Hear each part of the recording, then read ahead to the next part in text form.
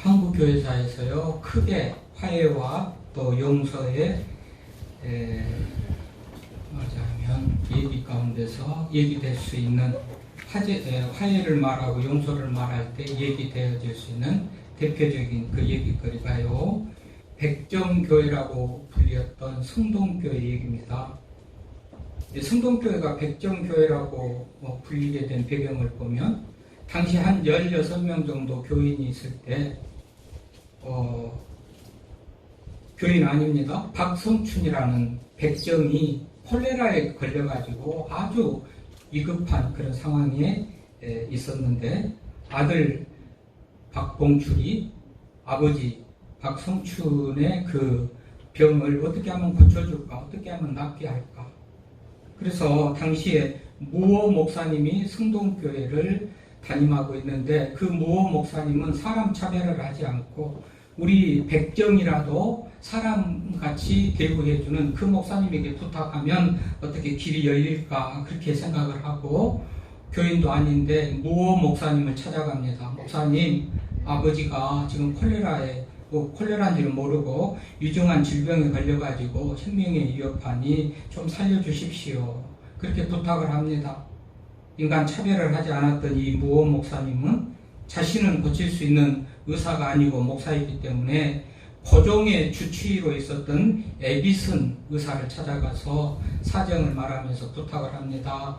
이 아이의 효성을 봐서라도 또 인간 차별을 하지 않는 하나님의 사랑을 가지고서라도 이 사람을 좀 고쳐주십시오 했더니 이 에비슨 의사도 흔쾌히 고쳐주겠다고 나섭니다. 그래서 진료 가방을 들고 이 박성춘의 집에 가서 고쳐줍니다. 여러 날을 다니면서 고쳐줬는데 그 병이 콜레라였다고 그래요. 그래가지고 이분들이 너무 감사하잖아요. 교회도 안 다니는데 맞아요. 목사님의 소개로 자기의 병을 고쳤으니 감사해서 이 가정이 교회로 나옵니다. 근데 16명 이미 나오고 있던 그 교회 교인들이 백정을 어떻게 교회로 받아들이냐 해가지고 목사님이 백정을 교회에 나오는 것을 중단시키면 우리가 이 교회에 나오겠지만 계속해서 그 사람들이 교회에 나오는 것을 그냥 허용하고 놔둔다면 우리가 교회를 떠나겠습니다. 그래서 모 목사님은 하나님은 모두를 다 사랑하시는데 어떻게 사람을 차별할 수가 있습니까? 그러면서 그 백정들이 교회에 나오도록 그대로 맞아요. 방치를 했고 이 일로 인하여서 양반된 기존에 나왔던 그런 성동교회 교인들이 교회를 뛰쳐나가가지고 홍문수골교회라는 교회를 세웁니다.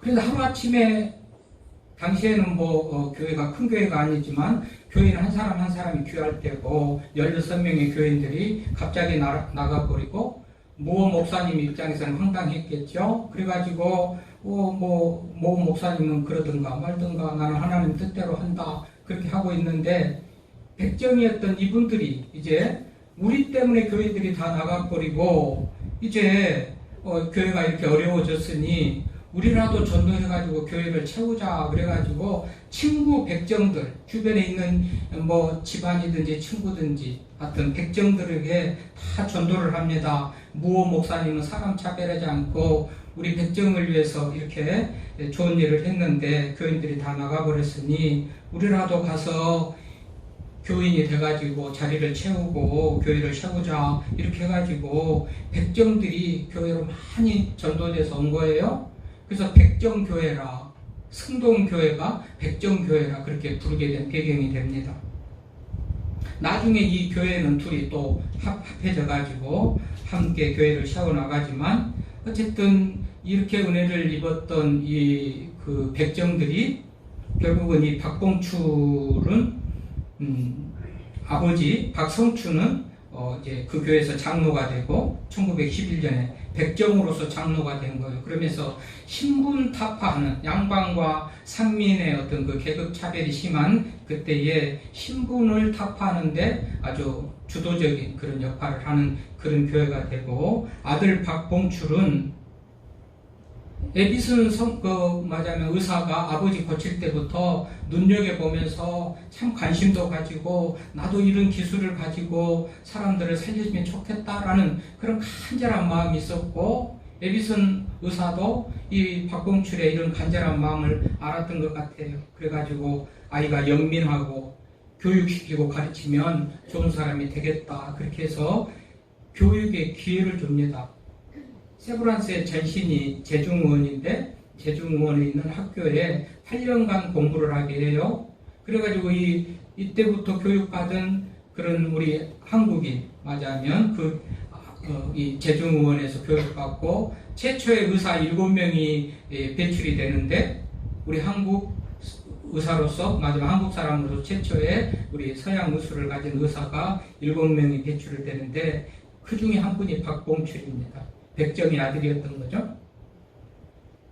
그래서 이 박봉출은 이후에 박서양이라는 이름으로 개명을 하고 그 이름을 가지고 독립운동도 하고 또 뭐 학교도 세우고 이렇게 하면서 사회에 유익함을 끼치는 거죠. 사람들에게 백정이라도 기회만 주어진다면 얼마든지 사회를 위해서 이렇게 헌신할 수 있는 사람이 된다는 모델이 된 거예요. 그런 모범을 보여준 거예요. 백정이라고 무시하지 말고 깔보지 말아라. 이래가지고 결국은 신분 타파하는데 양반과 상민의 그 어떤 계급으로 없어지는데 앞장섰던 교회가 성동교회고 이런 이후에서 연유해서 이런 역할을 했다라고 교회사에 전해지고 있어요.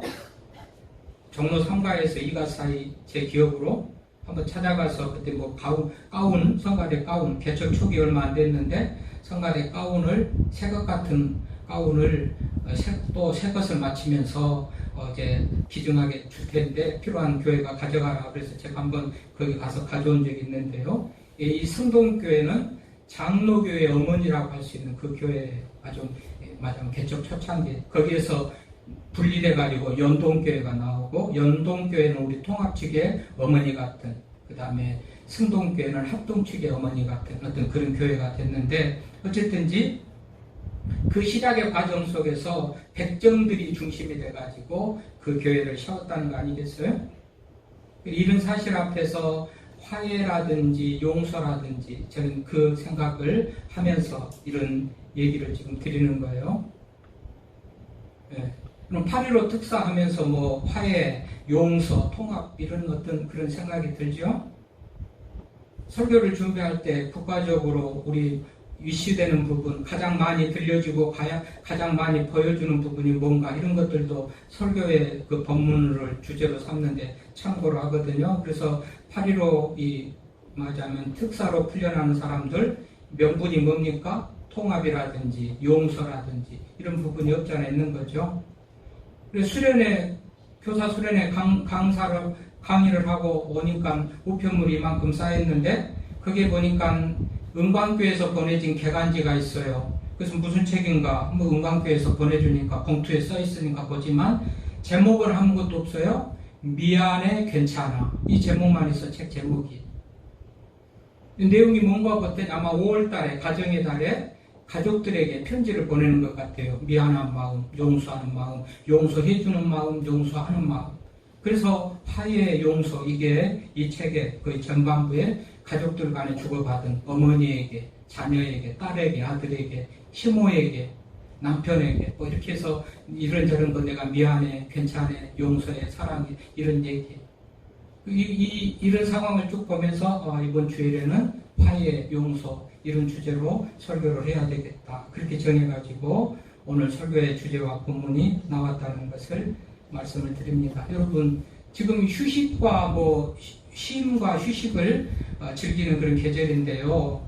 이것 또한 용서나 어떤 화해나 이런 것하고 무관하지 않아요. 사실은 이번 주간에 쉼과 휴식을 주제로 설교를 하려고 준비를 하고 있었는데 무관하지 않는 것은 여러분 보십시오. 미워하는 사람 또 미움받는 상황, 환경, 여건 누군가 나하고 불편한 관계 속에서 어디로 가서 계곡으로 가서 산으로 가서 쉰다고 한들 그 쉼이 참 쉼이 안 됩니다. 누군가로부터 내가 미움을 받고 불편하고 내가 누군가를 미워하고 이런 관계 속에서 뭐 산에 간다고 들에 간다고 이게 쉼이 있는 것 아니잖아요. 마음의 평안함이 있어야 쉼이 되는 거예요. 마음의 불편한 것은 불편한 인간과의 관계 속에서 불편하면 맛있는 것을 먹어도 맛있는 것이 아니고 침대에서 잠을 자도 평안한 잠이 아니고요. 마음이 불편한 상태에 있으면 참 휴식, 참 쉼이 안 됩니다. 이 부분이 해소돼야 마음의 평안함 속에서 참 쉼을 얻고 참 평안을 얻어요. 그래서 이 화해나 용서, 이것은 쉼과도 무관하지 않기 때문에 같이 연결해가지고 오늘 말씀을 드리는 겁니다. 여러분, 평안한 잠에서 자다가도 어쩔 때 저는 깜짝 놀라서 일어납니다. 보면은 아내가요, 굉장히 고통스러운 표정을 하면서 막 소리를 지르기도 하고, 사탄아, 물러가라, 주여 하기도 하고, 뭔가 낮에 있었던 일들을 가지고, 불편한 괴로운 일들을 가지고, 뭔가 혼잣말을 하기도 하고, 그러는 것을 본단 말이죠. 뭐죠? 침대가 불편합니까? 잠자리가 불편합니까? 아니에요. 뭔가 마음이 불편한 것들 때문에 남편에게 불만이 많든지 친구하고 싸웠든지 어쨌든지 이런 일들로 인하여서 이렇게 소리도 지르기도 하고 혼잣말을 하기도 하고 이런 거예요. 결국은 마음이 불편하다는 거거든요. 마음이 편함이 없고 뭔가 불편하다는 거예요. 그런 의미에서 우리가 서로 화해하고 용서하고 이 마음의 불편함을 다 해소하고 넘어가면 우리가 참 쉼을 얻고 평안을 얻을 수 있겠다라는 그런 생각과 더불어 그래서 화해와 용서를 주제로 오늘 말씀을 성경 중에서 여러 화해와 용서의 아름다운 그런 얘기들이 성경에 많이 있어요. 이거는 하나님의 뜻이고 우리 주님이 이루신 일이고 그러니까 이런 얘기가 참 많고도 많죠. 우리 예수님이 자신이 하나님과 우리 사이를 화목하게 하려고 죽어주신 그 사건을 화목 제물이 돼서 죽으셨다고 그렇게 우리가 늘 듣잖아요. 그러니까 화해, 용서 이건 성경에 참 많아요. 우리들에게 큰 관심을 주는 그런 주제이기도 하고 우리가 죄인이어가지고 하나님과 멀어져 있는데 우리 예수님께서 우리의 죄 문제를 해결하고 죽으심으로 우리가 하나님과 화해했잖아요. 화해하고 또 죄의 문제를 해결하시는 것은 죄에 대한 용서고 이게 성경의 중심이고 그래서 여러 화해와 용서와 이런 얘기가 많고도 많은 중에 오늘 본문 같은 경우도 특별히 대표되는 그런 용서의 본문이다 이렇게 볼 수가 있어요. 자, 오늘 본문이 어떻게 시작합니까? 오늘 빌레몬서인데 한 장짜리예요. 빌레몬 한 장. 그것도 절수도 많지 않은 한 장입니다. 그런데 여기에 보면 무슨 하나님 얘기라든지 이런 구속 구원 예를 들면 예수님 얘기 이런 것들은 별로 없어요. 이 교리적으로 말하면 이 구원과 관련된 그런 얘기는 없단 말이죠. 어떻게 보면 바울이 개인적인 어떤 그런 사소한 얘기로 빌레몬에게 보내는 것 같은 편지예요. 빌레몬은 사람 이름이고 성경 이름이기도 하는데 바울이 빌레몬에게 지금 편지를 보내는데 내용이 이제 뭡니까? 오네시모를 용서하고 오네시모를 받아주라 그런 얘기거든요. 그럼 오네시모가 어떤 사람이었는가 이렇게 보면 이 16절에 보면 이후로는 종과 같이 대하지 아니하고 종 이상으로 곧 사랑받는 형제로 둘지라 내가 특별히 그러하거든 하물며 육신과 주 안에서 상관된 내게랴. 옛날에는 종이었다는 거예요. 지금도 종이죠. 아직 종인 것을 사랑하는 형제로 받아주라는 것을 보면 오네시모가 이전의 종이에요. 빌레몬의 종이에요. 근데 종들은 집을 뛰쳐나온다 이것은 주인에 의해서 죽을 수도 있는 그런 말하자면 상황인데 옛날에는 종들이 주인의 뜻을 거역하는 것은 죽음을 자초하는 그런 일이었어요. 그래서 죽일 수도 있어요. 또 18절에 보면 그가 만일 내게 불의를 하였거나 내게 빚진 것이 있으면 그것을 내 앞으로 계산하라. 나 바울이 친필로 쓰느니 내가 갚으려니와. 아마 돈도 도둑질해가지고 종인데 주인의 돈도 도둑질해가 도망가고 주인의 집을 뛰쳐나가지고 어떤 말하자면 주인을 배반하고 도망가고 이런 사건 속에서 이 오네시모는 그야말로 잡히면 죽을 수 있는 그런 운명을 가진 종이었다는 것을 알 수가 있습니다. 그런데요, 이 오네시모가 완전히 변했어요. 어디에서 어떻게 변했죠? 오늘 읽었던 본문 속에 보니까 그렇게 나와요. 10절에 보면 갇힌 중에서 낳은 아들 오네시모를 위하여 내게 간구한다. 바울이 지금 옥에 갇혔어요. 바울이 옥에 갇혀서 쓴 편지가 빌레몬이에요. 그래서 옥에서 썼다 그래서 옥중서신. 신약성경에서 바울 서신 중에서 옥중서신이 4개가 있잖아요. 에베소, 빌립보, 골로새, 빌레몬, 앳빌, 골몬. 그래서 이 서신은 옥중서신이라고 그래요. 감옥에서 썼다는 거예요. 지금도 이 감옥에서 쓰고 편지를 쓰는데 감옥에서 어떤 일이 일어났다는 거예요? 감옥에서 갇힌 자 중에서 낳은 아들 오네시모를 위하여 내게 간구한다, 부탁한다, 받아주라, 명령한다 이런 뜻으로 이 오네시모도 무슨 잘못이 이제 종의 신세에서 사실은 주인을 피해가지고 도망 나오고 돈을 훔쳐서 도망 나왔지만 그것 아니고도 그 돈이 떨어졌든지 상황이 어땠든지 또 잘못을 해가지고 옥에 갇혀 있는 거예요. 그런데 공교롭게도 바울이 갇힌 감옥에 갇혔다가 거기서 바울을 만났다는 거지 않겠어요? 그래서 바울이 전하는 복음을 듣고 복음으로 새로 태어났다, 낳은 아들, 그러니까 믿고 변화됐다, 하나님의 자녀로 거듭났다 이런 얘기죠. 그래서 이 사실을 이제 바울이 빌레몬에게 전하면서 종으로 받지 말고 이제는 형제로 받아주라 이 편지를 지금 쓰는 것이 오늘 빌레몬서의 핵심적인 내용이거든요. 당시 법대로 하자면 주인의 집에서 도망친 노예 종은 처형을 받습니다. 근데 바울은 이 종이 그렇게 처형받았으면 안 되겠다 그런 마음을 가지고 이런 말 저런 말도 없이 그냥 자신이 데리고 있으면 범인 은닉죄가 되는 거예요. 바울도 같이 처벌받을 수 있는 그런 상황인 거예요. 아마 바울은 어떻게 할까 고민을 했던 것 같아요. 그러다가 친함이 있는 빌레몬에게, 이 빌레몬도 믿음의 사람이기 때문에 바울과 함께 동역하기도 하고 말이 통할 만한 사람이기 때문에 빌레몬에게 편지를 써서 이 오네시모를 용납하고 용서하고 받아주라 그런 내용의 편지를 하고 있는 것 아니겠어요? 그래서 이 변화된 이 오네시모, 그러니까 사람이 하나님의 은혜를 입고 사람으로부터도 인정을 받고 또 도움을 받고 이렇게 하려면 변화된 그런 오네시모가 되는 것이 중요하겠죠. 네. 오네시모가 이렇게 변화됐어요. 이 오네시모가 어떻게 변화됐는가 성경에 말하는 것을 보면은 1장 12, 오늘 읽었던 12절에 보면 내게 그를 돌려보내느니 그는 내 신복이라. 짧은 기간이었지만 오네시모는 감옥에서 바울을 만나가지고 신복이 됐다는 거예요. 바울에게 충성하고 바울의 말을 잘 따르고 하는 신복이 됐다는 것. 예수님을 믿고 변화돼가지고 완전히 충성된 그런 하나님에게 충성되고 바울에게 충성된 그런 신복이 됐다는 거겠죠.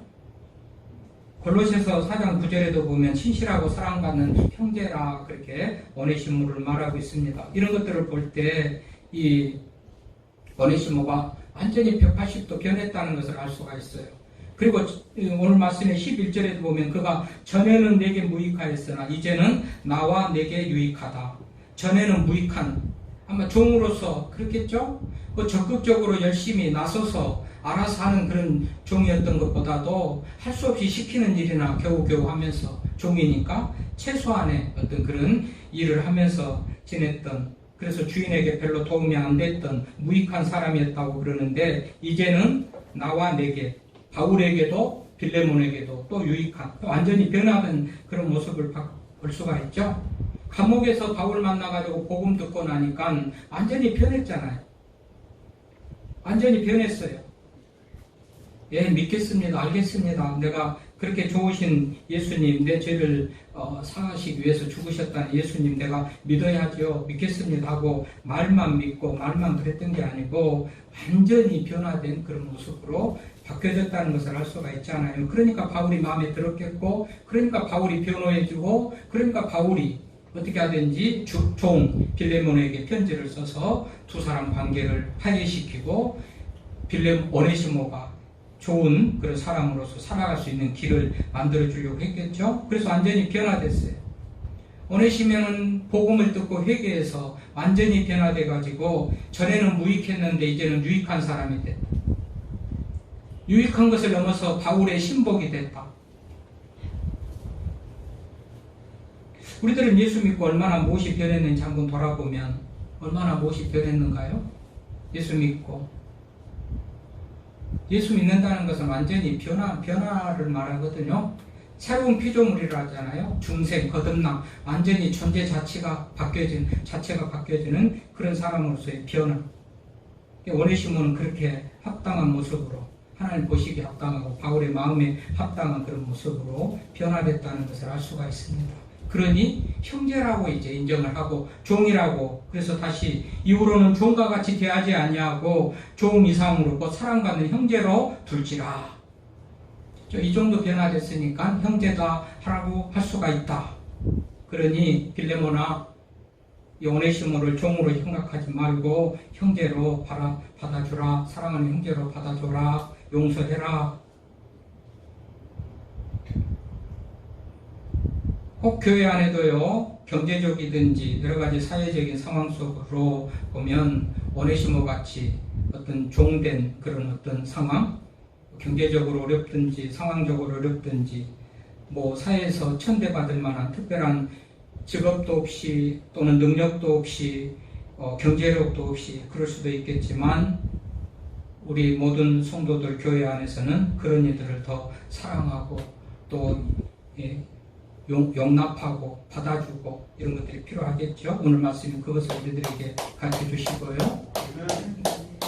그래서 바울은 빌레몬에게 지금 그렇게 말하고 있고 그렇게 가르쳐 주고 있는 거예요. 또 뭐라고 그래요? 빚진 것이 있으면 내가 갚겠다. 아까도 말했지만 빌레몬은 돈을 가지고 도망친 거예요. 주인의 돈을 훔쳐서 도망친 거예요. 그래서 바울이 갚겠다 이렇게 말합니다. 그래서 오늘 말씀을 통해서 우리가 생각해야 될 것은 바울의 이런 어떤 용서와 화해하고 이런 마음은 바울 스스로도 예수 그리스도의 죽으심으로 은혜로 하나님과 화목하고 또 죄 용서를 믿음으로 받았고 하는 그런 경험이 용서받고 화해하는 것이 얼마나 귀한 가치고 이런 것들을 알고 이렇게 지금 중재하는 그런 모습을 보이죠. 예수님이 우리 죄를 사하시고 하나님과 죄인인 우리를 화목시키기 위해서 죽으신 것 같이 사도 바울도 지금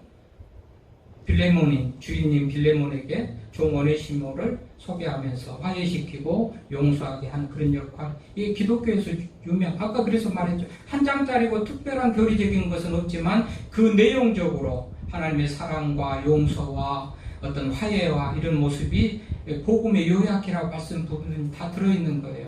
예수님의 용서, 사랑, 화해 이런 것들이 다 들어있는 거예요. 그래서 한 장짜리고 개별적인, 개인적인 그런 편지인 것 같지만 성경으로 이렇게 채택됐다고 학자들이 그렇게 말할 수 있는 겁니다. 그러니까 우리가 생각할 것은 화해하고 화목하고 또 용서하고 용납하고 이런 것이 얼마나 귀한 가치인 것을 우리가 말씀을 통해서 알 수 있단 말이죠. 그런 의미에서요, 내가 누군가에게 잘못한 것이 있으면 자존심 같은 것 중요한 거 않아요. 용서받는 것이 중요해요. 그냥 뭐 잘못한 거 있으면 가서 잘못했습니다 이렇게 하십시오.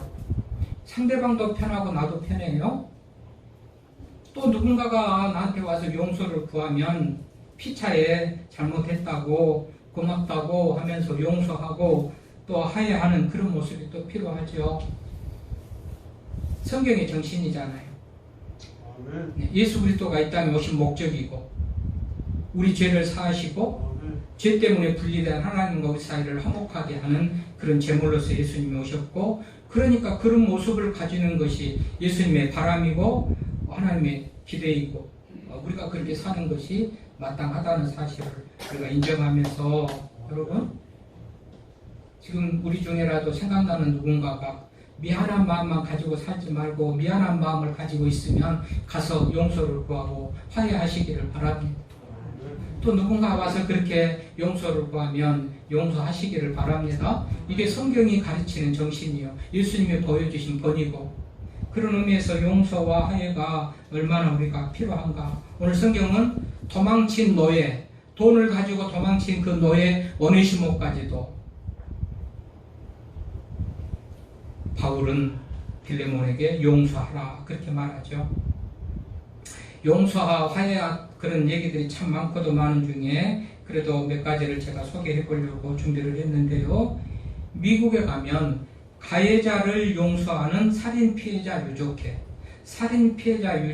있는데 가해자를 용서하는 살인 피해자 유족회라는 그런 모임이 있대요. 이 시작은 인디애나주에 사는 빌 펠케라는 할머니에 의해서 이게 시작되는데, 이분이 30군데나 칼에 찔렸어요. 한 소녀. 죽을 상황에서 목숨을 건진 거죠. 그래서 이 16살 먹은 소녀인데, 폴라 쿠퍼라는 소녀가 이 할머니를 찔린 거예요. $10 돈 뺏어가겠다고 찔렸어요. 그랬는데 또 당장에 체포돼가지고 형을 받았겠죠. 사형 선고를 받아요.